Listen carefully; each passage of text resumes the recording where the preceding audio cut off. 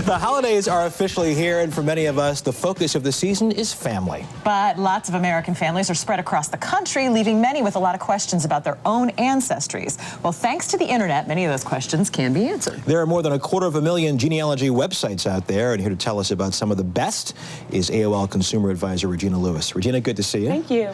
You say begin our search offline. Yeah. Are you talking to folks? Yeah, exactly. If you're privileged enough to have multiple generations alive in your family, ask them questions. What's interesting is a lot of times they don't think they have relevant information. So you have to keep asking. They might say, oh, I can't remember the name, and say, well, where did they work? Oh, they worked in the railroad.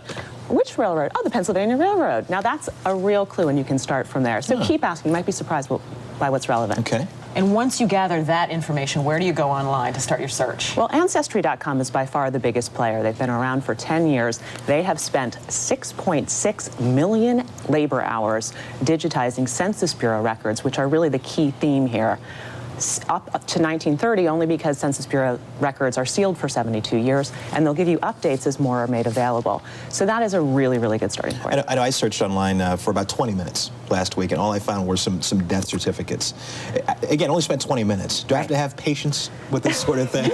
It's a hobby, Russ. Okay. I'm not sure it's going to be your hobby, but there's a reason there's an annual fee, and I'm glad you mentioned that. We do have to manage people's expectations. This is not instant ancestry, although you can dabble a little bit and learn a couple of things. But it takes time. This is a time game, absolutely. I searched a little bit too, and I have a name in my family, Barf Connect, which was pretty, well, it's a horrible name. You can see why my grandmother married a Smith, but it was easy to find things under Barf Connect. But then when I searched under Smith, just like searching under Mitchell, it was a little more difficult because the name's so common. Sure. Are there tips? Well, the starting points are specificity is your friend. The whole game is cross-checking. That's why the biggest investment is time. So you're taking anecdotal information. Your grandmother told you the railroad, matching it up against military records in particular.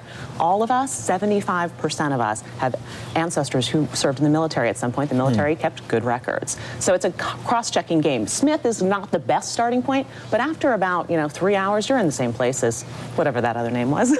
Barf Connect. Thank you. Say it. It has a ring to it. Barf Connect. Common spelling, right?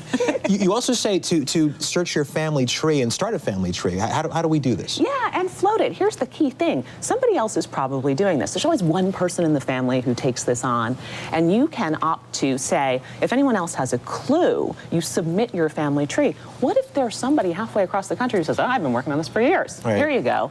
Wow. They've done the work for you. Jump, pass, go, and that's a good day. And you mentioned that there's a fee with a lot of these sites. So how much should you expect to spend? Well, Ancestry.com is the subscription model. It starts at about $15 a month. I will tell you, though, I was surprised. They have an 80% renewal rate on their monthly subscriptions. I think that speaks to the value people feel like they're getting out of it. Right. There are some free options. Rootstop Web, ellisisland.org is really interesting. If you want to dabble, 25 million Americans came via Ellis Island, so you can get a little bit of information pretty quickly. Can you really spend a lot of money doing this if you want to take out lots of cash? But again, the biggest investment by far is time. Okay. You also say if all else fails, there's some CSI type things we can do. Yeah, this is so amazing, and directionally, this is where it's going. This is Ancestry by DNA. You take a little swab, self-administered DNA test is the trend. You mail it in, now this starts at $100 and can go up, and they'll give you a readout back to 500 years. I mean, turns out we're probably Asian, and they'll tell you a percentage. So it's pretty neat. I mean, it's very, very cool, and so it's a kind of a different gift. We've got some other ideas here. This is software similar to how the websites work in conjunction. Once you get this information, it'll do maps, timelines, really kind of neat stuff.